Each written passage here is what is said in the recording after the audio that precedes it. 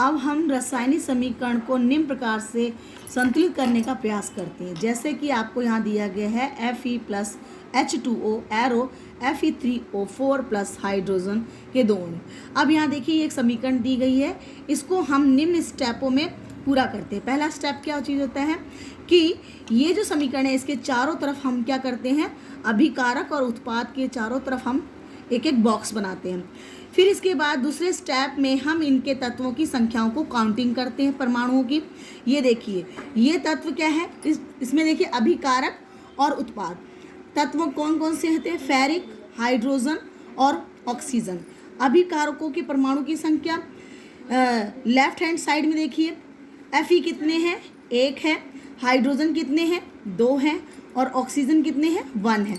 इसी प्रकार से राइट हैंड साइड में देखिए उत्पादों की संख्या, ये राइट हैंड है, तो यहाँ देखिए फेरिक की संख्या कितनी है, 3 है और हाइड्रोजन की संख्या कितनी है, 2 है और ऑक्सीजन की संख्या हमारी कितनी है, 4 है।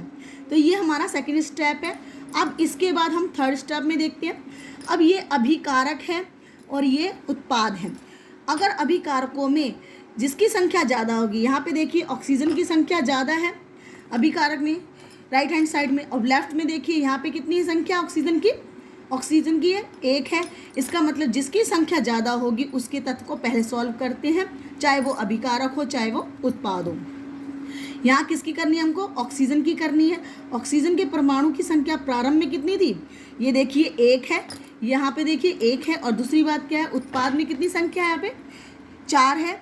अब इसे संतुलित करने के लिए जल में यहाँ पे 1 और यहाँ पे 4, इसका मतलब इसको सॉल्व करना है तो 1 का गुणा किस में करेंगे, 4 में करेंगे। इस प्रकार से हमारा क्या है, ऑक्सीजन भी सॉल्व हो जाती है।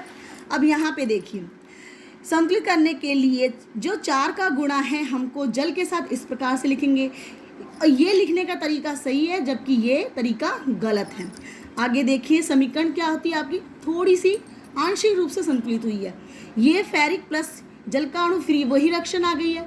अब इसमें हमारा क्या बचा है, फेरिक बचे हैं और जल हाइड्रोजन बचे हैं। इन्हें संतुलित करने के लिए अब क्या करना है, हमको हाइड्रोजन को सॉल्व करना है, संतुलित करना है। हाइड्रोजन के लिए क्या करना है, प्रारंभ में हाइड्रोजन के कितने अणु हैं, ये देखिए 4 और ये 2, मतलब कितना है 8 हो गए। तो प्रारंभ में हाइड्रोजन के अणु कितने हैं, 8 हैं और यहाँ पे देखिए कितने हैं बेटा, 2 हैं। अब इसे सॉल्व करने के लिए क्या, यहाँ पे 8, इसका मतलब यहाँ पे 2 × 4 करना पड़ेगा, तो ये कितने हो जाएंगे, ये भी 8 हो जाएंगे, ये भी 8 हो जाएंगे। अब यहाँ देखिए समीकरण हमारी इस प्रकार से होगी। यहाँ पे देखिए इसमें अब इसके बाद 5वां जो स्टेप है इसमें हम क्या करेंगे, Fe का मतलब आयरन।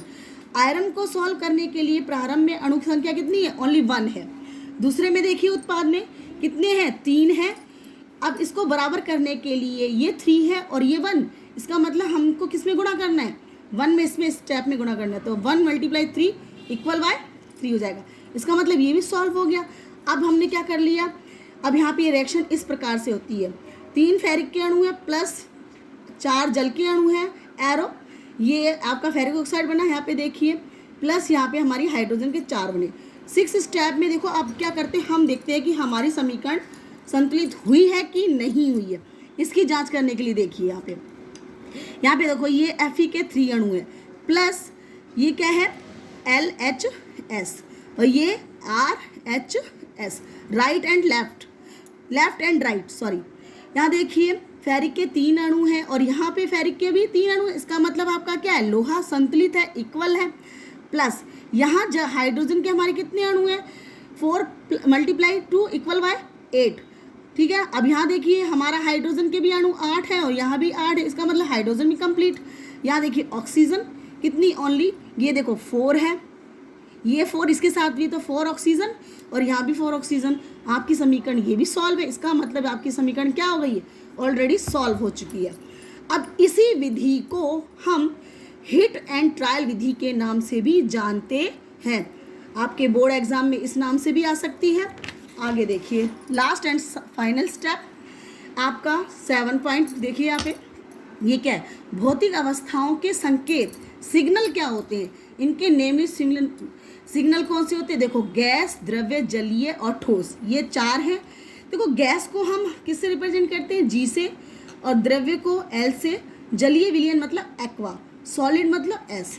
तो इस प्रकार से हम देखिए रिएक्शन आपको दिखा रखी है, इसे संतुलित आपने किया है। ये देखिए इस प्रकार से यहाँ पे देखो Fe ये कितने 3, ये हमारा सॉलिड है, फेरिक है इसलिए, प्लस हमारे जल का अणु है, ये हमारा जल का अणु कितने अणु है इसके 4 है, और ये हमारा जल है, इसका मतलब G। ये क्या है, भाप है, भाप में घुली हुई वाटर है, जल है, और इसका एरो क्रिया हो रही है। क्या बना हमारा Fe3O4। ये जो चीज़ बनी ये भी हमारी सॉलिड है, प्लस H2 ये कितने अणु है, हाइड्रोजन के हैं, और ये हमारी गैस है मतलब G। और गैस का सिग्नल हमेशा ऊपर की ओर दिखाया जाता है। यहाँ देखिए आगे ये समीकरण इस प्रकार से है। अब क्या होता है, कभी कभी अभिक्रिया की परिस्थितियाँ जैसे टेम्परेचर मतलब ताप, दाब और उत्प्रेरक क्या करता है, ये अभिक्रिया को बढ़ाने का काम करता है।